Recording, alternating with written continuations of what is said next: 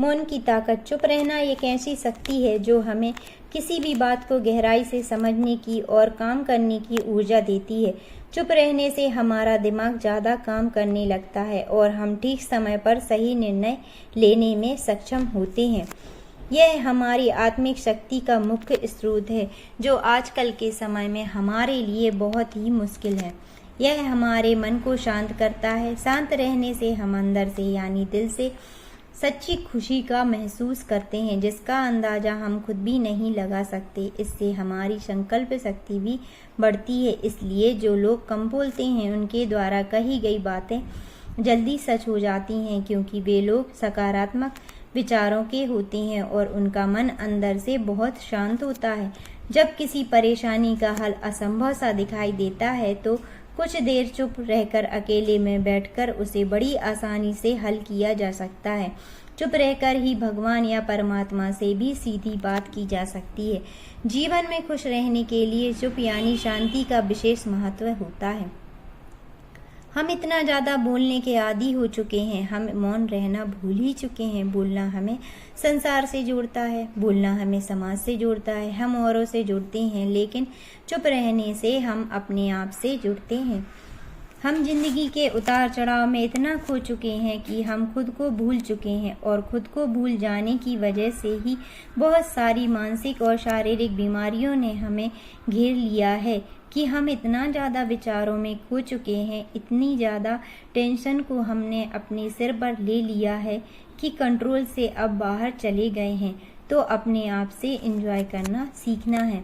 स्वस्थ होने के लिए कुछ पल अपने आप के साथ बिताना शुरू करें। बहुत ज़्यादा नहीं, केवल आधा घंटा अपने आप को देना शुरू करें।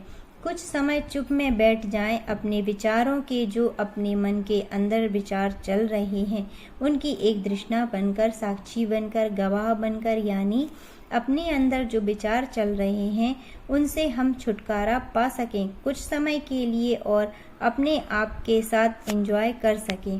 केवल अपने आप के साथ चुप बैठना, मौन हो जाना।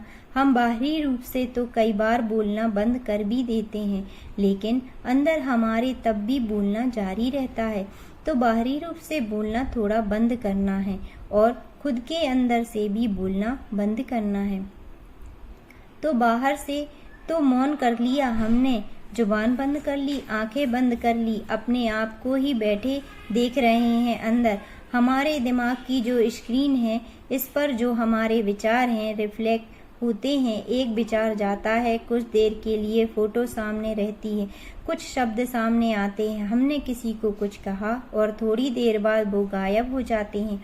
आप एक साइलेंट विटनेस बनकर उन्हें देखते रहे, जैसे आपका इनसे कोई वास्ता नहीं है, कोई लेना देना नहीं है। थोड़ी ही समय बाद आप देखेंगे कि विचार गायब होना शुरू हो गए हैं और इसी प्रकार एक साइलेंट विटनेस बनकर आप कुछ देर देखते रहें तो एक ऐसी अवस्था आती है जिसे कहते हैं बिल्कुल विचार शून्य अवस्था।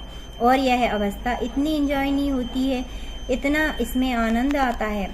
उपवास शब्द हम कहते हैं ना, उपवास रखा है, आज मैंने व्रत रखा है। उप का मतलब नज़दीक और वास का मतलब बैठना, अपने ही नज़दीक बैठना, अपने ही आपके पास बैठना और अपने आप से ज़रूरी इस संसार में तो और कुछ नहीं है ना।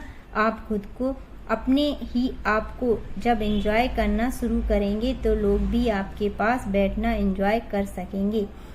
अगर आपको मेरी वीडियोस अच्छी लगती हैं तो एक लाइक और सब्सक्राइब ज़रूर करें।